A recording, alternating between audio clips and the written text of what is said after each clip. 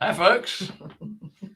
Have you wondered how to get financing for your short-term rentals, your vacation rentals, your RV shares? Stay tuned. That and a lot more right after this.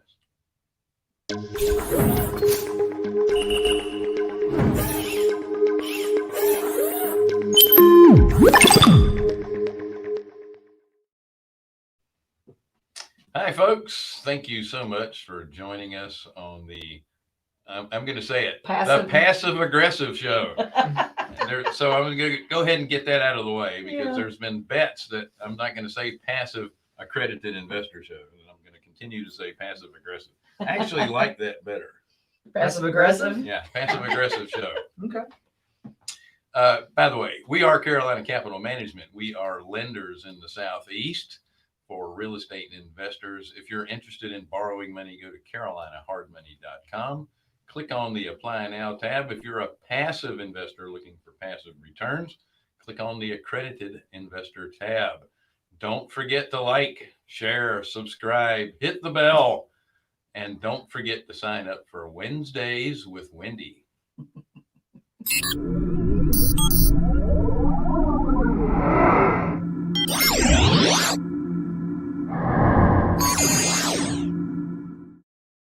There is the link for Wednesdays with Wendy.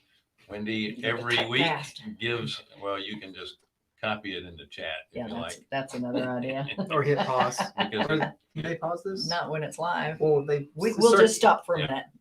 So- they circulate it later, right? So Yeah, if you're on the non-video podcast, you're out of luck. You mean the live one?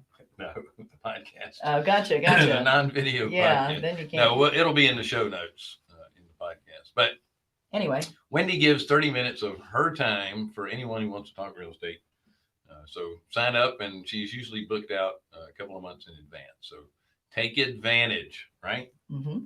So, before we get started with some finance and stuff, I would be remiss if I didn't talk about some breaking news.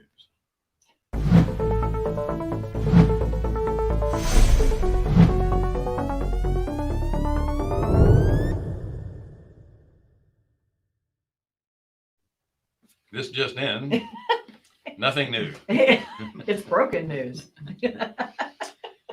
So the employment numbers came out, the ADP numbers, and what that means is ADP is a payroll company, and you always check these numbers weekly and monthly to see the number of new payrolls added to corporate America within the last month.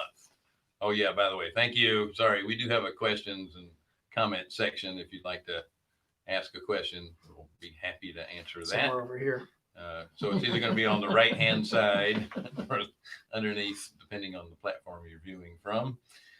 So they were expecting around 500,000 new jobs, and it came in at 943,000. So 500 new payrolls. So 400,000 more than they thought.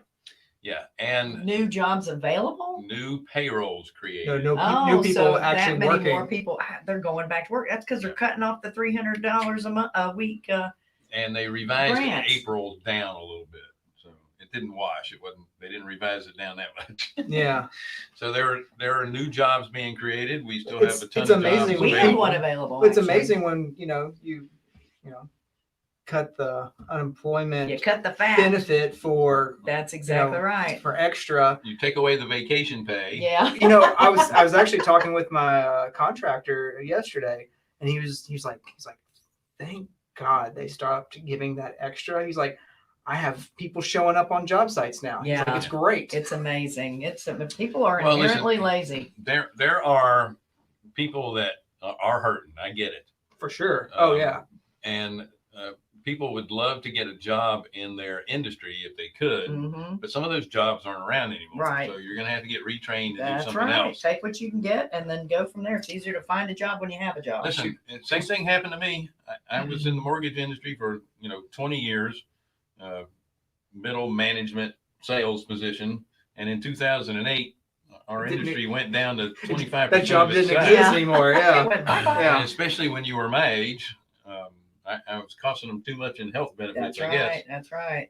Anyway, Oh, I had to change professions in order to, pay the bills. So Yeah. it happens, and you have to learn how to roll with the punches. And then he got back to something even better. Yes, and that's usually the case. Yeah. And, God will come through. that's right. So, anything you want to add to those numbers? I wish I could add more jobs to it. Yeah, I can tell you, I was listening to Fox News this morning out of New York, and they were saying on the radio, they were saying that the stock market is really up, Hey, Mark. up, doing really well. So that's a good thing. Hey, bro. He just had his birthday That's right. He's old and decrepit now too. on It's not- Monday. Now the stock market up, that's not all because of cryptocurrency, is it? Yeah, I hope not. I hope It's they just read the energy stocks were up, Energy, and, yeah. and it's getting a bit frothy Marathon. right now. They have stocks like GameStop and AMC, which we have a interest in. And In a movie theater. We'll tell you later. yeah. But AMC made an announcement about their stockholders now are going to get free popcorn and exclusive showings. And That's going to make me all of a invest. sudden, all these people started buying freaking AMC stock. Really? And then That's crazy. a couple of days later, they announced that they're going to sell off 11 million shares sometime in the future. So then the Ooh. stock price started going So down. But that market capitalization on AMC a year ago was like $53 million. And now the market capitalization of that company is $31 billion. That's Now, little this is a different. company on the brink of bankruptcy. Yeah. And they have a market capitalization of $31 billion. You think they're overpaying for this stock? You got Yeah. the same problem with Bed Yeah. Bath and Beyond. They Yeah. don't do anything but try to race to the bottom pricing wise, because everybody's got the 20% off coupon. Yeah, that's right. That's right. And their stock is going through the roof, and it's mainly because of people that are putting in their gambling chips. Yeah. In the Yeah. stock. And in gambling, indeed it is. Well you know, said. So, but I think anyone who is paying attention now more than ever, it's just apparent how manipulated it is. I mean, you get, Elon Musk saying, we're going to take Bitcoin as payment for our cars. What happens to Bitcoin? Yeah. Then he says, no, never mind. We decided to go with Dogecoin. Yeah. Bitcoin. That's right. That's right. Like, what's going on? I mean, when something is so dependent on the Headlines. Mhm. how secure is that? That's right. Well, it's not. Yeah. I got a headline. Real estate is rocking. Yes, it is. And that said, mortgage applications for this week compared to last year at this week were the purchase monies were down 2%. And refinance applications were up 6% from this time last year. And it's down though because there's no housing available. Yeah, there's very little inventory. Yep. I'm assuming the people that are refinancing right now are people that just couldn't refinance Before. Yeah. Yeah. because rates have been so low for so long Yeah. that you're just now being able to qualify for a loan. That's why you're refinancing, or you already would have. Well, Brian Maddox was on here, the mortgage broker, speaking a few weeks ago, and he was saying that people are actually refinancing 2 and 3 times too. Yeah. No. If it keeps going down, they will. Yeah. But I think it's ticked up a little bit now. So, Yeah. And there's always for me on mine, like I haven't refinanced yet, but it's not because it's because I have a HELOC out, but I'm waiting on another project to pay that HELOC off before I refi.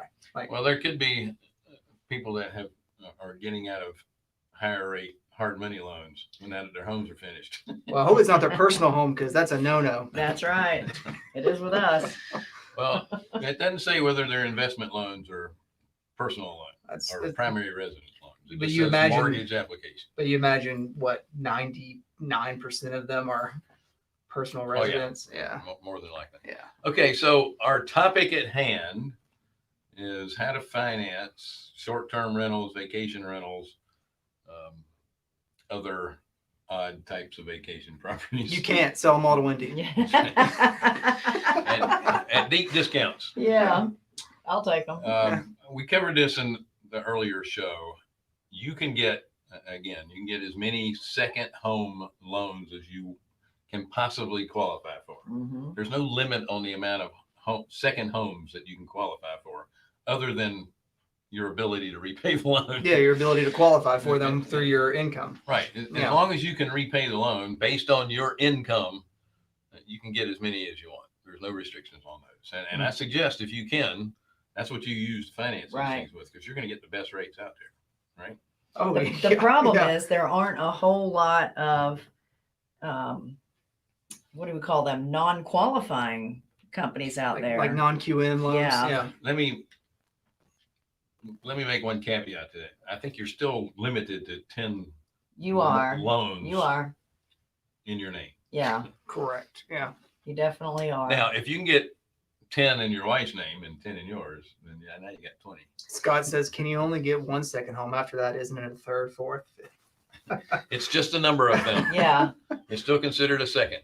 Yeah. Non-primary living. Yeah. Yeah, there you go. Yeah. You have 10 of them, but what is it? You have to live in it for how many? Is there a certain time period you have to? Primary residence, you have to stay there for at least 6 months and 1 day, I think. Yeah, 6 months and 1 day. Some states are requiring 9 months, like New York. They still want you to pay tax there.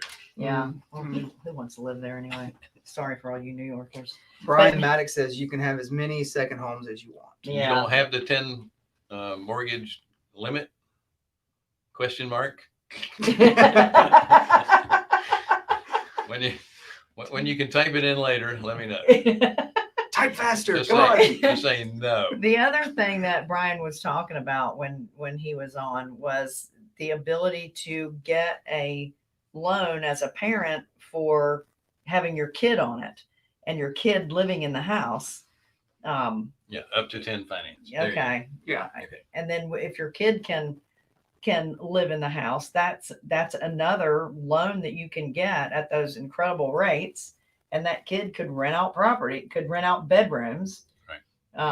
You could do a quad, you could do a duplex. Yeah. With something like that. So there's all different kinds of ways that you can take full advantage of what's being offered through conventional financing. Mhm. It's a great way to go. All right. So Now, many of us investors, however, do not qualify for conventional loans. Right.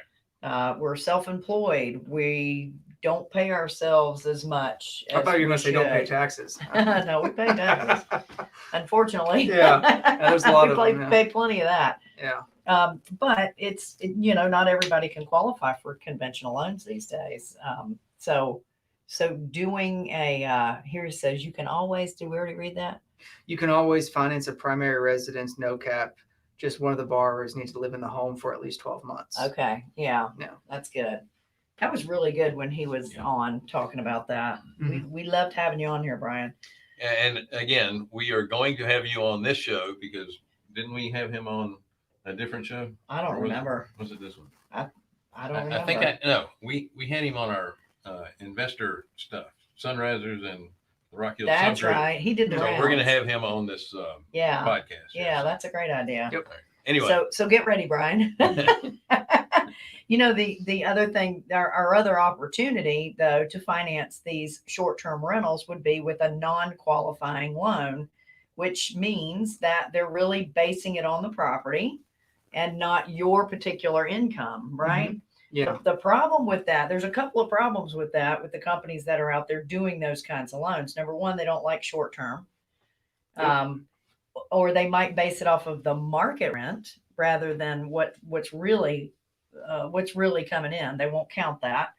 The other thing is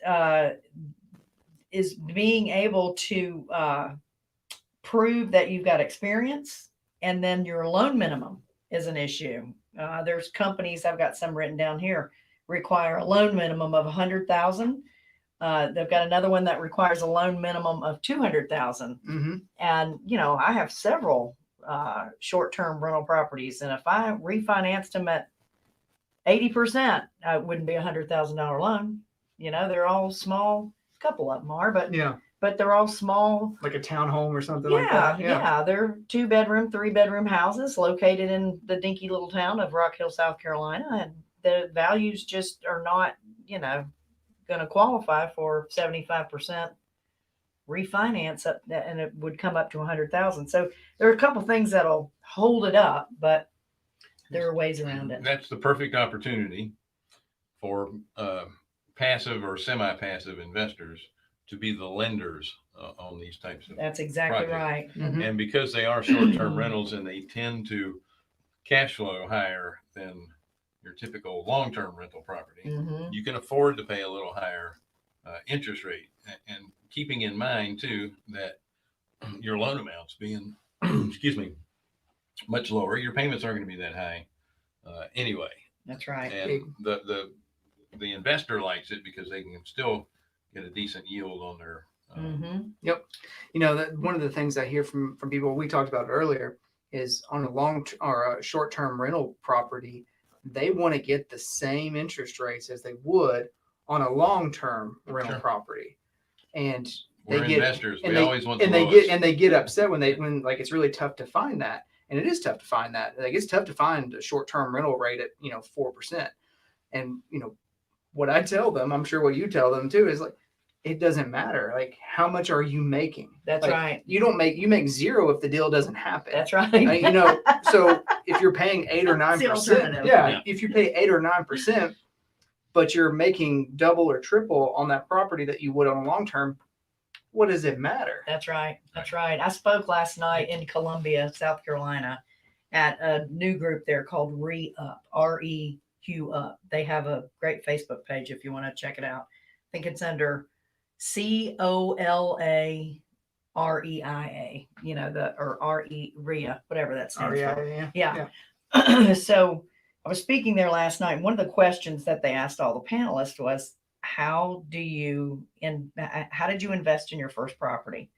How'd you get the money for that? And Stole it. yeah, after that. So I've been investing on purpose since 2001. Previous to that, I was an accidental landlord, but I've been investing on purpose since 2001. And I am using the same kind of loan to purchase houses today that I used the first time I ever did it. And it was with a short-term private money loan. Yep. So that's just a great way for people who, have self-directed IRA money, ESA, HSA, mattress money. It's a great way for those folks to earn an interest rate because they can lend money to people like me who are doing short-term loans. We're buying them, we're fixing them up, we're getting short-term renters in there, and then we're turning around and refinancing them. You want to know what the biggest benefit from a landlord's perspective is for a short-term rental? There are no long-term leases. Yeah, So none of the rules about evictions apply. that's right. Mm-hmm. So if people stop paying you, you call the sheriff and have them thrown out. Don't you have them all pay up front anyway? Or Yeah, most they pay in advance. I'm just saying there has been cases, and you've heard occasionally the horror story of an Airbnb where the tenant never left. Yeah, that's really rare. And it is, but for the most part, the law is on your side in this case, right? Because it's not a long-term thing. You don't have to go through the courts. You don't have to do any of that stuff. You just say, hey, this person won't leave my house. That's right. And you can get rid of them quickly. That's right. 10-day notice of quit. Is that what it is? That's right. It's come and get them now. So one of the things that I do to prevent that, because I do have short-term properties, we do have short-term properties that will rent for 28 days, 1, 2, 3 months, sometimes longer than that. And if that's the case, once it goes over 28 days, we actually literally check them out and check them back in. Mm-hmm. So that they're never in a true month-to-month situation, and Yep. they won't fall into the court battles. Exactly. And for those of you that are afraid of what the government has allowed to happen with landlords and banks for that matter, because it's really putting a crimp in everybody's system Oh yeah. by not being able to either foreclose or evict people that just aren't paying. Mm-hmm. I mean, the only way you're going to be able to overcome that is if you don't owe any money on the house. Even then, you're doing it for income. Right. You're not doing it just because you're providing free places That's for right. people to stay. That's right. I'd love to be able to do that. But that's a good way to protect yourself, is having a short-term tenants, right? Yep. Mm-hmm. Mm-hmm. So, Wendy, were you able to Google anyone that specifically will do short-term rental Yes, loans? yes. I've been saying for a couple of months now that there are only 2 companies, but I found 4. So the first company that I found is Vizio Lending, and Vizio's been around a Interesting. while. Yeah, I mean, we've used they do them a lot on of stuff. commercial loans. Yeah. Mhm. So I was really surprised, but they do a short-term vacation rental, and Vizio's VISIO, Vizio Financial, I think is what they're called. And by the way, but- you can't go directly to them, as far as I know. yeah, you can. You can? Mhm. Okay. You sure can. So they do a 30-year term. They will only lend to an entity. They won't lend to people. And it's based on the short-term rental income. That is really pretty unusual. rare. Yeah. Very and unusual. lending to an entity, you want to hold all of these properties if you're doing short-term rentals in an entity. Mhm. You're letting people into this house. You want to create insulation between yourself and whatever happens in that That's house. exactly right. And get an And umbrella if you're policy. Walter Wolfert, it's going to be in a trust and with the beneficiary of the LLC. It's going to be That's right. a land trust with the beneficiary who's in another state who signed for it, and the next. He once told me he had to hire an abstractor to help him figure out how he had deals set up. He's got a great way of doing that. The next company, and I've heard of them a lot, it's called Host Financial. And Host Financial will do an 80% purchase money on short-term rental, but their loan amount is $100,000 minimum. They'll only do $100,000 minimum, and they'll do a 30-year term. But they're really in it to win, because they'll do a 3-way income. They'll do market rent if it qualifies for market rent. If it doesn't qualify for market rent, they'll do your current Airbnb income. If it's a refinance, if that won't work, you're not in it for that long, they'll even do a projected income for short-term rental on that. And they're probably using that Air DNA Yeah, that you said. yeah. So they just go to Air DNA, they check out what the average rent is for that particular property in that particular area, and they'll. When you underwrite that, what typical occupancy do you use? Is it 50%, 60%? When I'm buying something, I run it at 50. 50, yeah. Yeah, just to be safe. I want it to be up in the 80s, and in many Sure. cases it is. But it's seasonal. Mhm. So, but 50 is usually a safe number to go on. There's another company, I had never heard of this one. It's called Cram Capital. I thought that was an interesting name. Capital. And I like Cram that. is with a K, KRAM Capital. Cram Now Capital. they have a 200,000 minimum on what they do. So they're looking for the big fancy Airbnbs. Yeah, they're probably in destination Yeah. areas. It probably is, but their rates start at 5.125, which doesn't suck. It's a 30-year fixed, and they'll do 80% with a 680 credit score, and they'll base it off of the market rent. So they're not going to count, even though they're doing a $200,000 minimum, they're not counting your Airbnb income. So they're going to count the market They're rents, going to count the market rent. So that kind of makes it a little tough. Well, they're thinking in the back of their head, if they end up owning it, Can they rent it out? They're going to need to rent it out to Yeah. get their expected return. Yeah. And if they're not getting, if for some reason somebody's not paying it, it's because they didn't do a great job at the short-term rental, or maybe it was not in the right location or whatever it was. So when they take it back, they're not going to be able to Airbnb it because it didn't work. And I guess it wouldn't make sense. I was just thinking in my head, like, would any of these people do like a lockbox? Like somehow have a lockbox on your on your Airbnb site where the money comes in or whatever to your account, and then they scrape off their portion of what they're owed before you can access. Well, that would be a really cool setup. I can tell you that. They do it in like multifamily, Yeah. like big multifamily setups. Yeah, but that's through a bank, right? Correct. Yeah, you have to set it up a sweep account with the bank. Yeah. Well, this the just for the Airbnb is what I can speak about. That when they collect money, they can deliver your money to several different accounts. So you could just have it set up like once you hit your monthly payment, it just goes. It could go It could go straight to straight the to- bank payment. That's yeah, kinda cool. Yeah. The last one that I found is called OVM Financing.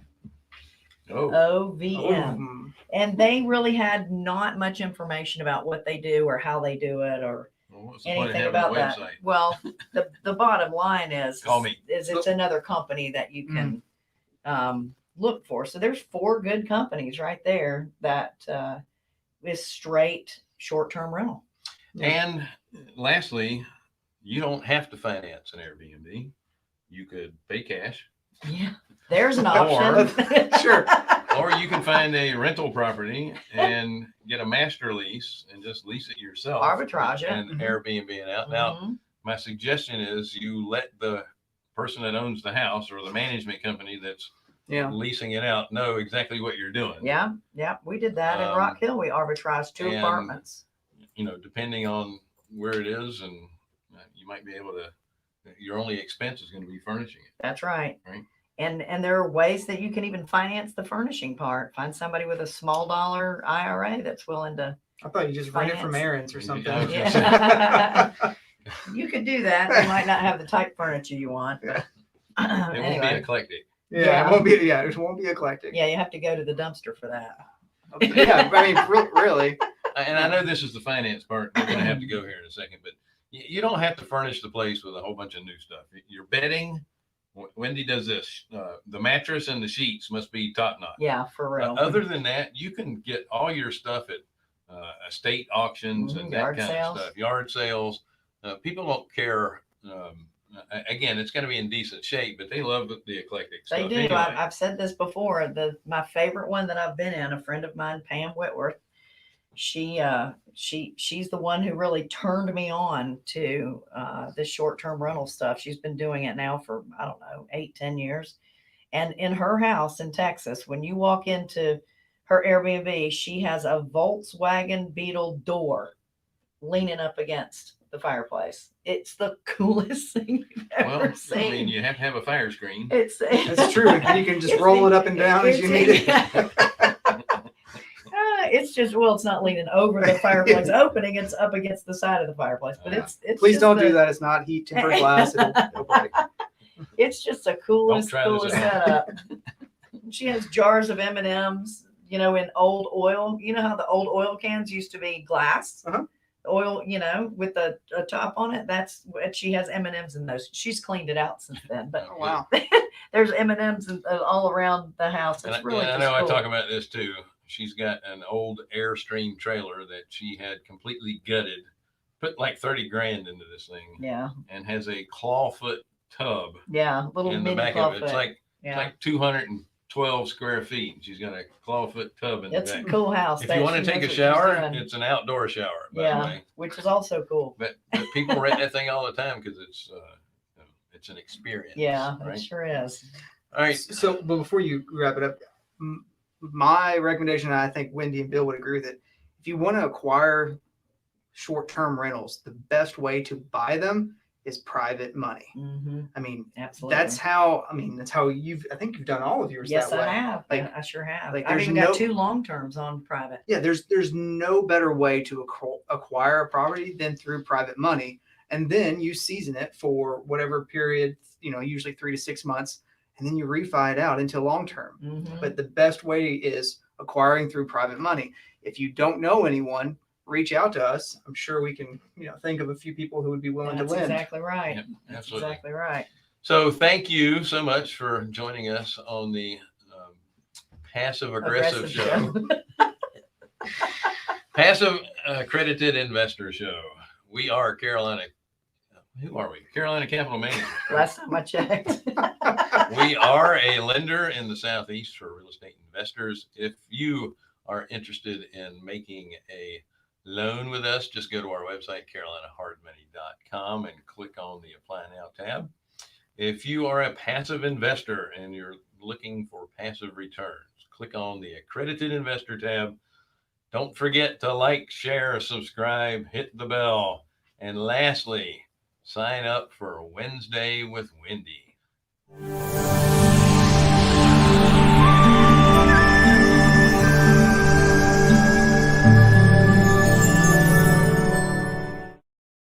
ominous meeting. When that graphic comes on, I feel like I'm in one of the big sci-fi movies where I'm going through some kind of wonderland. Man, I take a deep breath. I'm like, Anyway, thanks guys for joining us. We'll see you next week.